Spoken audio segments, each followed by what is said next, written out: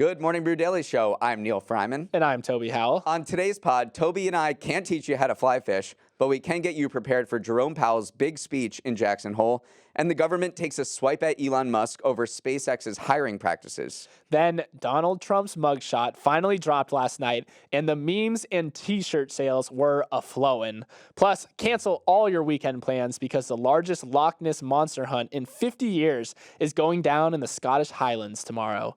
It's Friday, August 25th. Let's ride.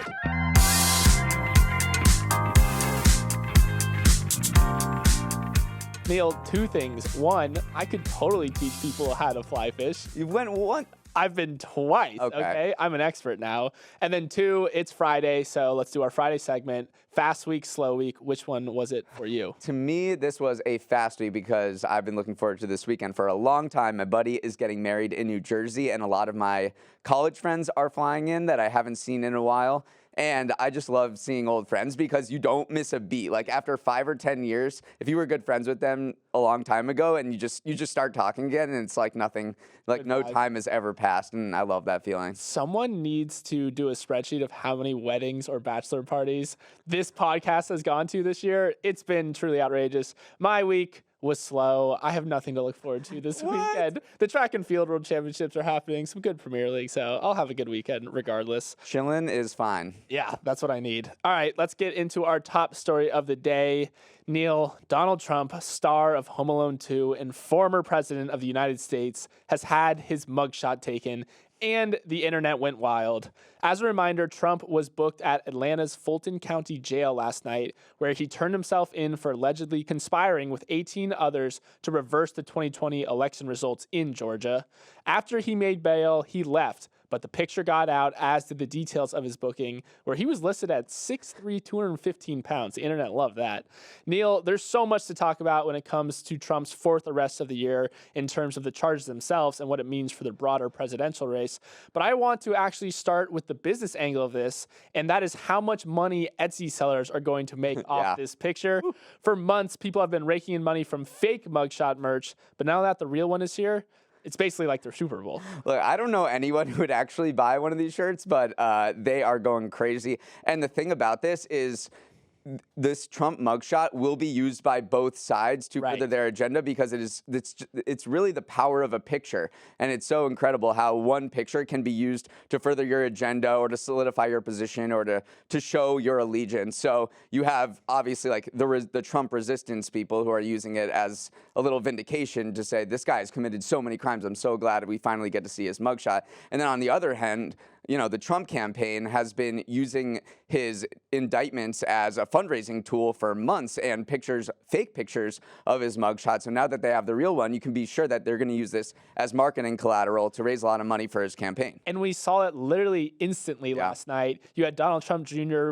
Tweeted out a picture of the free Trump collection. And then Trump actually used last night to make his triumphant return to Twitter/X. He tweeted out a link to his campaign page with a picture of the mugshot. So I don't know if I expected it to be used this quickly, but they clearly are capitalizing on it for political value and also to fundraise off the back of it. There was an interview with Etsy sellers saying, like, this is going to be the best-selling t-shirt for a long time, and they had already been talking to their manufacturers. They had already got designs ready. So as soon as that mugshot was released, which everybody was anticipating, and there's another angle here of misinformation spreading on the internet, because in the hour before Trump, the actual mugshot was released, a fake one spread. Well, lots of fake ones. And because also AI has been, of course, we have to talk about AI in this.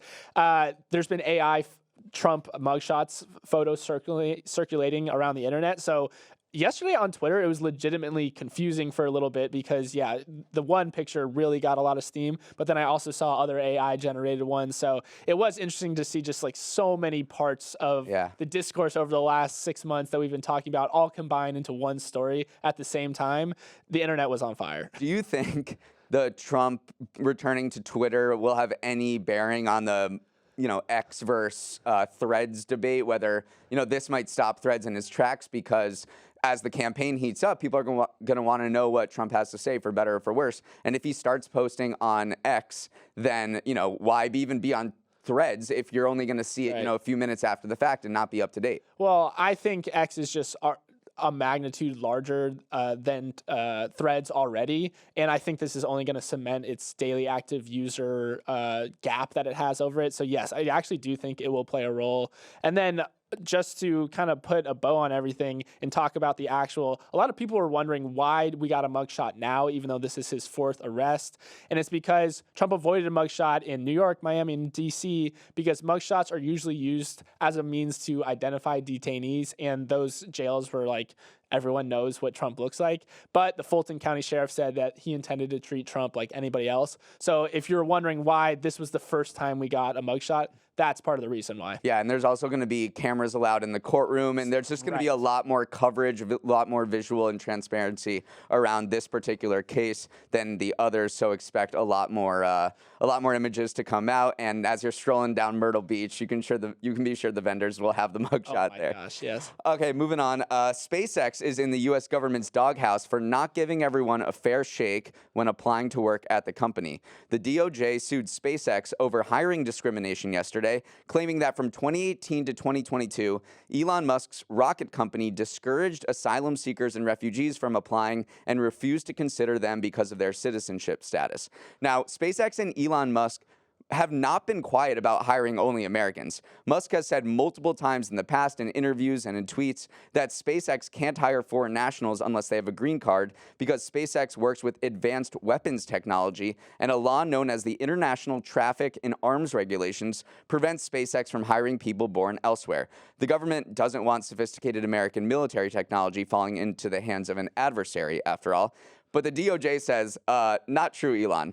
The law you mentioned does not apply to refugees or asylum seekers who can definitely work at your company. There's nothing on the books that's stopping you from hiring them. And the feds accuse SpaceX of systematically taking actions to thwart them from applying. They cited one example from 2020 in which a SpaceX engineer posted a job announcement in a career fair chat that said, "Sadly must be a U.S. citizen to apply," which isn't true. What stood out to you here? What stood out to me is just the risk reward that these aerospace and these rocket companies face when hiring, because a lot of their revenue comes from government contracts. And if you violate ITAR, which is that International Traffic in Arms Regulations, then you stand to lose those contracts. So I see why SpaceX was erring on the side of only hiring Americans, because if you mess up, if you have an accidental ITAR violation, you could lose a big Department of Defense contract or a big NASA contract. So I see where he's coming from, but also I really wonder, did they really not know that they were in violation and that that this law didn't apply to refugees, or were they being intentionally obtuse? That's the big question. That's what this case is trying to understand, is whether this was a systematic play to not hire refugees or asylum seekers, even if SpaceX knew full well that they could hire them. Right, because Musk has not been quiet about it. You said it. He's tweeted about it. He's been on there's multiple sound bites of him saying that, yes, like if anyone is confused why we only hire Americans, this is why we have to do it. So it leads me to believe that maybe he was uninformed, or, I guess this is what the... Or it could be intentionally misleading. Right, but exactly. All signs point to probably a settlement out of court for this. Also, Tesla has Elon Musk says 25 to 30% of Tesla's engineering staff is born outside the country. So he was making he was distinguishing between SpaceX, which works on rockets and works with the military, and Tesla, which makes cars. And he says, we hire a lot of foreign people over there. By the way, a lot of people think that these ITAR regulations are anachronistic at this point, and that it leaves a lot of talented foreigners on the sidelines. And so a lot of people are calling for reforms to this. So maybe this does lead to a little bit more lenient rules around it, because you're excluding a large part of the world, the rest of the world, basically, when you put these intense kind of restrictions on who military can work with. Let's move on to our next story. There is a big event happening out west where a bunch of people are getting together, spending some time outdoors, reflecting on shared principles of free expression and talking about different ways to formulate our economy. No, I am not talking about Burning Man. I see Toby nodding his head in. I knew where we were in going. knowing agreement. It is the Jackson Hole Economic Symposium. Way more exciting. No, this is a huge deal. While the metaphor is definitely overused, the Jackson Hole meeting is the Super Bowl for central bankers. More than 100 of them come from all over the world to discuss the most pressing problems with the global economy, and through their speeches set the tone for the year to come.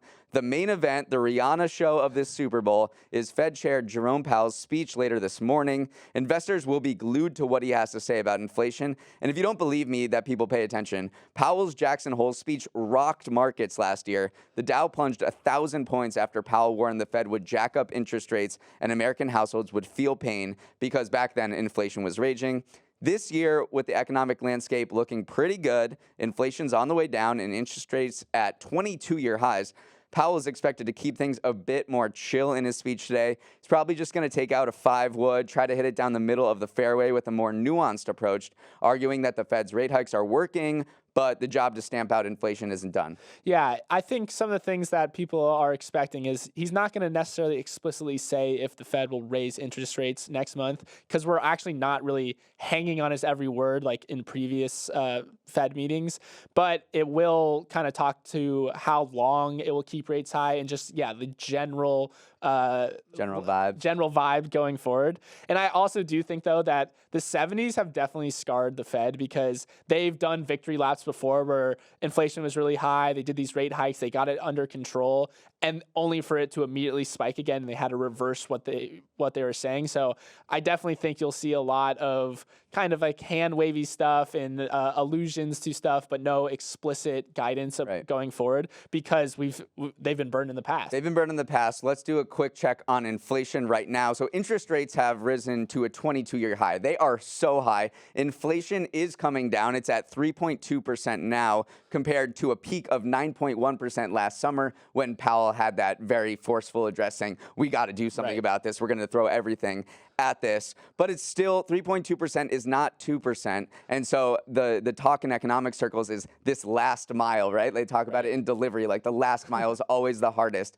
And so, you have a few people like Larry Summers warning the former Treasury Secretary who warned of inflation in the beginning before anyone was talking about it, saying the Fed's got to keep its foot on the gas to make sure that inflation actually comes down to 2%. Because like you said, it could flare up again. For sure. Okay, Neil, before we jump into our next story, we're going to take a quick break. Neil, this next story hits near and dear to my heart as a long-term Subway apologist and fan, but my beloved Subway chain, the chain that brought us the $5 footlong, the chain that brought us that sweet, sweet smell of fresh baked bread, has sold after more than 5 decades of private family ownership. The price of the deal wasn't immediately disclosed, but the Wall Street Journal estimated it to be in the $9.6 billion range.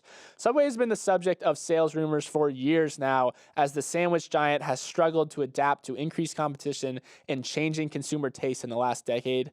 Recently, it's revamped its menu, ditched the $5 footlong, and installed deli cutters in its stores to offer fresh sliced meat. Game changer. Game changer. But Neil, the most interesting part of this deal to me is the PE firm that bought it, Roark Capital. Roark has an unreal lineup of restaurant brands already under its control. We're talking Dunkin', Baskin-Robbins, Sonic, Arby's, Buffalo Wild Wings, Jimmy John's, Annie Ann's, Carvel Ice Cream, Cinnabon, Moe's, Schlotzsky's, and more. I have to stop there because I am running out of breath. But this is kind of the GOAT of restaurant-focused PE firms. Do we think this is a good match? Sure. I mean, they seem like they have expertise. The one thing that Subway seems to not be good at is its franchise base, right? So it's franchisee base. They do not have a lot of wealthy franchisees that can revamp stores and have the resources to make things look good. That's kind of what you want in your franchisee base, and Roark does seem to have the expertise that could do that. So right now, Subway has way too much real estate. I mean, we were talking earlier this week and talking about retail vacancies and how in 2008, there was way too much retail space that we knew what to do with in the United States, and slowly that's been filling in. Well, Subway has the same problem because they have 20,000 locations in the U.S., which is 7,000 more than McDonald's. That's like, I was driving in rural America, right? You're just driving down in these small towns. You go to like a little intersection, and when you get there, you don't see McDonald's, you don't see Burger King, you see a Subway. Like, it's a Subway and a Dollar General. That's every small town. And I love it. It's really incredible to me how much real estate Subway has in the US, but analysts say that it's way too much and they need to kind of pare that down, make their stores look a little more, I guess, appetizing and get, get ink deals with more capitalized franchisees so they can actually execute this mission of revitalizing their stores. Yeah, and I mean, it has been reducing its store footprint in recent years. It closed 571 units last year, more than 1,600 restaurants in 2020. So we definitely have been going back from the peak. It peaked actually in 2012 was its big year. That was when revenue hit $18 billion. Last year, revenue was only $9.8 billion. Yeah. So you see, it's been in a steady decline for a decade. Turns out that $5 footlong meal, by the way, might have been net negative because of the perception and also the pressure it put on franchisees' profit margins. Also, you had the Jared from Subway PR debacle. So it has not been it's not been good to my King Subway over the last decade. What I found interesting is the industry divides fast food into various categories. So there are burgers, pizza, chicken, and sandwich chains. And sandwich chains are fourth relative to those other ones, largely due to Subway slowing sales.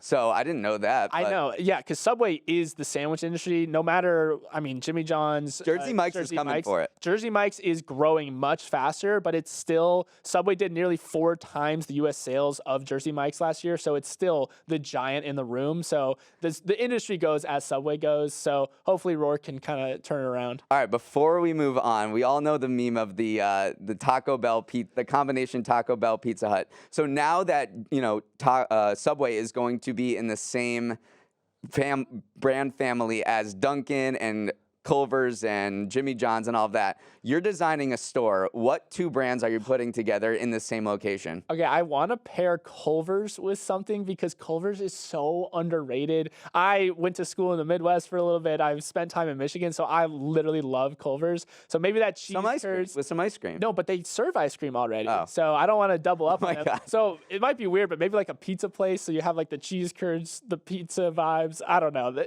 Whatever it is, it's going to be extremely bad for your health and your cholesterol, but I love Culver's. All right, a new era for Subway. Let's head to our Friday segment, Stock of the Week, Dog of the Week. We'll discuss one stock that's been tasting as sweet as honey and another that puckers you up like a Jolly Rancher.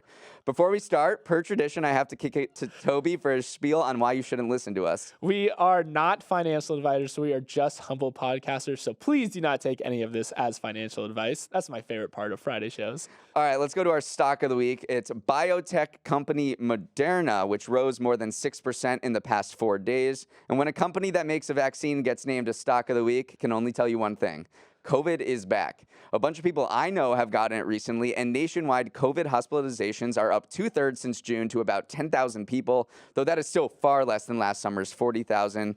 With the uptick in cases, investors are betting on increased demand for booster shots from these vaccine makers in the fall, propelling shares of Moderna and its peers like Novavax higher.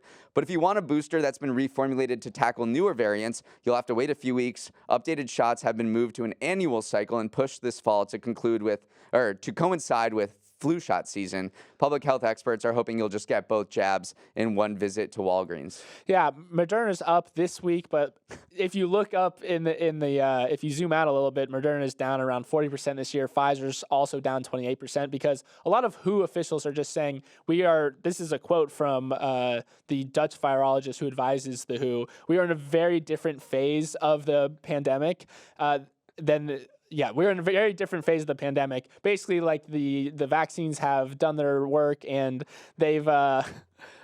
Sorry, I think it's the WHO.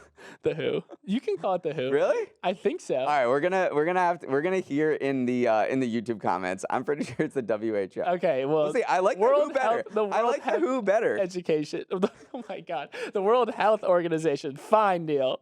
Neil was giggling at me that whole time. Sorry. Okay, the WHO is a great band. We know that. Yeah, but again, let's zoom back into this story. Worldwide testing is also way down. So the WHO said, oh my gosh, the WHO said COVID testing has declined 90% worldwide from its peak, same in the US. So it's tough to get a sense of where the pandemic is right now or where COVID levels are at right now, simply because testing is down so much. To me, when you look at pharma stocks, it's so interesting because you can tell which ones have the anti-obesity drugs and which ones are just reliant on COVID vaccines, because Pfizer, yes, is down 30% today, and they don't have like a compelling anti-obesity drug. Meanwhile, Eli Lilly has Mounjaro. It's up 50%. We've talked about Novo Nordisk, which makes Ozempic and Wegovy, and that's up 35%. So Pfizer has been getting crushed in sales because because demand for vaccines has gone down. I don't think with each new booster that gets put out, there is lower demand and lower pickup. So Pfizer needs to get its act together. And Moderna, I don't know what it's going to do. It needs to get more drugs in the pipeline because this is not going to be a sustainable thing going forward. Yeah, it can't be a one-trick pony. Okay, let's move on to our dog of the week, Neil, which is Dollar Tree. It had a rough one in the markets yesterday as the value retailer struggles to combat the same problem other retailers are facing, theft, or shrink as it's called in the industry. Its stock fell over 12% yesterday after Dollar Tree CFO Jeff Davis said that shrink was eating into its margins. So the company is taking some anti-theft measures like moving certain items behind checkout counters and removing some offerings altogether. But the most extreme measure is putting some items behind lock and key, something all too familiar to anyone who shopped at Walgreens or CVS recently. Neil, just to zoom out, this is an industry-wide problem that retailers are trying to figure out how to solve. Earlier this week, Dick's Sporting Goods cited theft as a main reason why profits plunged, even as sales grew. And others like Target, Walmart, and Home Depot have also called out pressures from shrink. Tough time. Yeah, it seems like dollar stores in general are susceptible to violence and theft. Dollar General employees have been so angry they staged like a protest outside the company's headquarters because 49 people have been killed at Dollar General stores since 2014. So these places are just not particularly safe. And you've been seeing an increase in theft, and it seems like dollar stores in general get hit particularly hard from this. Right. And this is the problem, though, is that locked cases, even though they help reduce theft, are really bad for business. They can cause sales to drop 15 to 25%. That comes from the CEO of an anti-theft company. So it really is, it's kind of, you have to choose one or the other. You're in a rock and a hard place because at the one hand, you have theft eating into margins. On the other side, you're going to cause your consumers to buy less in your store. So it really is just a tough predicament that these retailers find themselves in. The reason for the uptick is that it seems like this is the theory, is that there's these organized gangs that go in and like swipe a lot of stuff off the shelf, and then it's very easy to sell the stuff online. So they're saying that the ability to sell it online is really the key here. But there's a lot of skepticism towards this because you can't verify the amount of shrink. It's only on the retailers to report it. So a third-party analyst can't really evaluate it. And then Walgreens, which complained a lot about theft, said earlier this year, maybe we cried too much last year and said it wasn't as big of a problem. So there is like a fair amount of skepticism towards. Right. It's kind of like you can always say on the earnings call, well, theft's eating into our profit margins. But you're right, it's a little bit opaque. Okay, let's end the show with a very fun one today, Neil. This weekend, hundreds of Loch Ness monster enthusiasts will travel to the famous loch nestled in the Scottish Highlands for the biggest monster hunt in over 50 years. They are going all out. We're talking using hydrophones to detect sounds underwater, drones equipped with infrared imaging, and of course, a low-grade camera that can only take weirdly grainy pics of the alleged monster. But whether they find Nessie or not, I'm just happy that people are coming together to keep this legend alive. That's a great legend. I have to know, though, where do you fall on the Loch Ness monster debate, Neil? I don't really care whether it's true, but I'm just going to use the opportunity to post up on a nice little raft and with a bunch of beers and just like gaze out over the water. And if I see something, I see something. Yeah. If I don't, I don't. But either way, it's a good time to hang out at this lake in the late summer. Yeah. So I'm all for this. I don't like how they call it a hunt. That scares me. Right. Because Nessie should be protected if she's found. People do love Nessie and they love the legend. It's also low-key a very big business for the Scottish economy. A 2018 study found that it generates around $54 million per year for the Scottish economy. It's not nothing. I mean, it's not huge. So yeah, 100 people are jumping out there tomorrow, which I think that number is going to be underreported. I hope more than 100 show up. And then thousands more are tuning in online to help. To me, though, I'm all in on Nessie. Loch Ness is 755 feet deep. It's a big lake. It contains more water than all the lakes in England and Wales combined. So there's a lot of water in there. And then also, there was a 2020 drone video that came out that showed a large figure. So listen, I'm not saying anything, but there's been a little bit of evidence recently that's come out. So I hope they find something. Can you imagine if we got that in the news cycle? What would it be? I don't know. Maybe I'm so bored. Like, I just there's think no chance. I believe in science. I don't know. In 2019, scientists did a sweep of it and they tested DNA samples. The Loch Ness search has gotten way more annoying and like technical over the past few years, rather than just kind of everyone taking out their binoculars and doing what I want to do. It's good. But they analyzed DNA and water samples and they found literally nothing except a bunch of eels. They found nothing yet. That's all I'll say. I'm flying to Scotland. Let's do this thing, Nessie Hunters. Toby, you are feeling lucky. Okay, that is our show for today. Have a great weekend, everyone. As always, you can direct your fan mail or your hate mail to Morning Brew Daily at morningbrew.com. You can let us know if it's the WHO or the WHO. Obviously, that is a raging debate here. Let's roll the credits. Emily Millaron is our editor and producer. Uber Batista, welcome. And Raymond Liu, our associate producers. Uchenna Ogu is our technical director. Billy Menino is on audio. We are organizing the biggest search for hair and makeup in 50 years, so come to New York City next weekend if you want to help. Devin Emery is our chief content officer, and our show is a production of Morning Brew. Great show today, Neil. I wish you all well.